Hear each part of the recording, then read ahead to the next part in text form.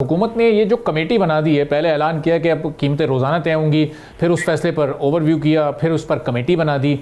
ये मुमकिन हो सकेगा? पुरानी कीमत पर ख़रीदा हुआ पेट्रोल रोज़ कीमत में रद्दोबदल के साथ बेचना है तो पब्लिक पर मज़ीद बोझ पड़ता रहेगा। देखिए, ये रोजाना वाला जो फैसला है या प्रपोजल है, ये मैं समझ नहीं पाया हूँ। आप सोचिए कि अगर रोजाना की बुनियाद पे पेट्रोल की कीमत बदलनी है, डीजल की कीमत बदलनी है, तो टैक्सी वाला जो है क्या वो रोजाना एक डिफरेंट किराया बताया करेगा?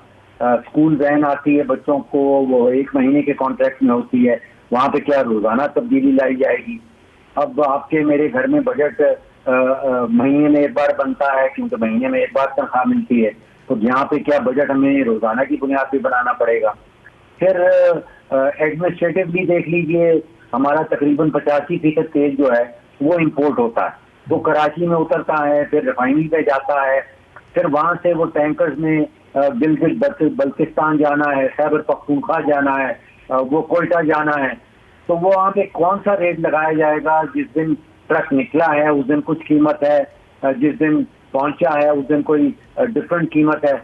और इस सारे खेल का फायदा किसको होगा और किसके लिए ये सब कुछ किया जा रहा है, ये मैं समझ नहीं पा रहा हूँ। तो फरूख साहब, अब इसमें हुकूमत जो जिन ममालिक की मिसाल दे रही है वो तो बड़े तरक्की याफ्ता ममालिक हैं, वहाँ की मीशतें स्टेबल हैं, वहाँ कोई फ़र्क नहीं पड़ता कि अगर oil prices rose up and down भी हो, एक सिस्टम वहाँ पर बना हुआ होता है, चाहे वो ऑस्ट्रेलिया हो, हांगकॉन्ग हो या अमेरिका की कुछ स्टेट्स हो।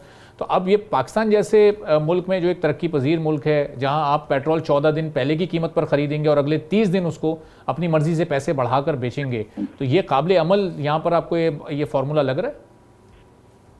देखिए, दो चीजें हैं। पहली बात तो यह है कि जिन ममालिक का आपने नाम लिया, वहाँ पे जो एवरेज शहरी है, उसका तकरीबन 0.5% या 0.6% जो इनकम का हिस्सा है, वो उसका पेट्रोल या डीजल के ऊपर खर्च होता है। पाकिस्तान में ये खर्चा जो है ये हमारा 15-20% तक चला जाता है, जो आमदन का हिस्सा में है। तो यहाँ पे हमारे लिए तो ये कीमतें जो हैं पेट्रोल और डीजल की, ये बहुत बड़ा हिस्सा है हमारी इनकम का। दूसरा मामला ये है कि अगर भारत को देखा जाए, तो वहाँ पे एक बड़ा यूनिक तरीकाकार है कीमतों का तयन करने का। वहाँ पे जो कानून है, कीमतें तयन रोजाना की बुनियाद पे करनी है, लेकिन उसका जो इम्पैक्ट है, जो रिटेल के ऊपर ट्रांसफर करना है, वो कई कई साल भी गुजर जाते हैं और कीमतें तब्दील नहीं होती। आप सोचिए कि लास्ट टाइम भारत के अंदर जो पेट्रोल डीजल की कीमत तब्दील की गई थी वो 2022 में की गई, लेकिन रोजाना की बुनियाद के ऊपर उनकी ऑयल कंपनी जो है, उनकी ऑयल मार्केटिंग कंपनी, उनकी रिफाइनरी जो है, वो अपनी किताबों की हद तक रोजाना के रोजाना जो है वो कीमत का तयन करती हैं। तो या तो कोई इस किस्म का अरेंजमेंट पाकिस्तान में कर लिया जाए कि ऑयल मार्केटिंग कंपनी जो है, रिफाइनरी जो है, वो अपनी किताबों के हवाले से रोजाना का तयन कर दें, लेकिन उसका जो पास ऑन होना है रिटेलर्स के ऊपर, आपके और मेरे ऊपर, सार्फिन के ऊपर, वो 1 महीने में एक दफा से ज्यादा नहीं होना चाहिए। वरना फिर कारोबार के अंदर इतनी गैर यकीनी की फजा फैल जाती है कि वो आप समझिए कि मईशत के पहिए की स्पीड जो है वो ठंडी पड़ जाएगी, वो आहिस्ता हो जाएगी। इतनी गैर यकीनी की फजा कारोबारी तबकात जो है वो शायद बर्दाश्त नहीं कर पाए। तो फरूख साहब, अब जाहिर है कि इसमें एक मौशी झटका तो आवाम को लगना ही है। मुझे आपको या एक आम सारिफ जो है ये इसमें कोई फ़ायदा तो नहीं होने जा रहा। अब इसमें फ़ायदा बराह रास्त किसका होगा? ये इस पर अगर करोड़ों या अरबों रुपए कमाने हैं तो वो किसके खाते में जाएंगे?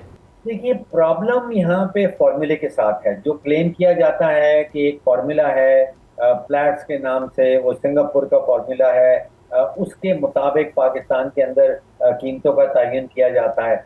अब ये क्लेम तो जरूर किया जाता है, स्टेटमेंट्स भी आती हैं, लेकिन अमली तौर पे जो आलमी मंडी में कीमतें हैं, उनका पाकिस्तान की कीमतों से कोई ताल्लुक नहीं रहा।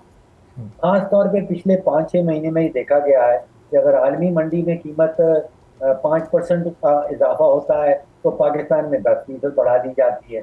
जब आलमी मंडी में 10% कीमत नीचे आ जाती है तो पाकिस्तान में सिर्फ 2 या 3% जो है वो उसमें गिरावट देखी जाती है। तो असल मसला है कि एक शफाफ, साफ और शफाफ फॉर्मूला जिसके साथ पाकिस्तान की कीमतों को नक्की किया जाए और वो एब्सोल्युटली ट्रांसपेरेंट हो, कोई भी जाके ओबरा की वेबसाइट पे ये देख सके। तो यहाँ प्रॉब्लम फॉर्मूले के साथ है, जो इलाज ढूंढा जा रहा है वो उसकी फ्रीक्वेंसी के ऊपर ढूंढा जा रहा है कि पहले अगर दोस्तों में एक दफ़ा झटका दिया जाता था आवाम को, फिर डिसाइड किया गया कि हर हफ्ते देना है, और अब शायद ये सोचा जा रहा है कि झटका देना जो है वो रोज़ाना की बुनियाद पर ज़रूरी हो गया है। एक आखिरी सवाल फरूख साहब के, एक बड़ी मीठी गोली आवाम को ये दी जाती है कि पाकिस्तान में पेट्रोल सबसे सस्ता है, दुनिया में सबसे ज़्यादा महंगा है, और ये कीमत बताई जाती है हर मुल्क के पेट्रोल की कीमत पाकिस्तानी रुपयों में, यानी पाकिस्तान में पेट्रोल 310 रुपये और श्रीलंका में पेट्रोल पाकिस्तानी रुपयों के मुताबिक कोई 380 रुपये, मिसाल के तौर पे ये फिगर आपके सामने मैं रख रहा हूँ। तो ये तरीक़ेकार सही है कि दूसरे ममालिक की कीमत का तयन अपने पैसों में करना, या फिर वहाँ की करेंसी में, या फ़ीसद वाइज हमें बताना चाहिए कि वहाँ पेट्रोल की कीमत इतनी बड़ी है या इतनी ज़्यादा है? जी, उसका जो असल तरीका कार इकोनॉमिक्स में किताबों में लिखा जाता है वो उस मुल्क की जो कुव्वत ख़रीद है, जो परचेजिंग पावर है, उससे देखा जाता है कि एक दिन की जो परचेजिंग पावर है, जो तनख्वाह है, उससे कितने लीटर पेट्रोल ख़रीदा जा सकता है। तो ये वाला कंपैरिजन जो है ये अवेलेबल है, आप नेट पे भी देख सकते हैं। इसमें पाकिस्तान का हाल काफ़ी ख़राब है। अच्छा, फिर दूसरा एक तफरीक करना पेट्रोल और डीजल के दरमियान बड़ा ज़रूरी है, क्योंकि पेट्रोल तो चलाता है, गाड़ी को चलाता है, मोटरसाइकिल को चलाता है, डीजल जो है वो पूरी मईशत को चलाता है।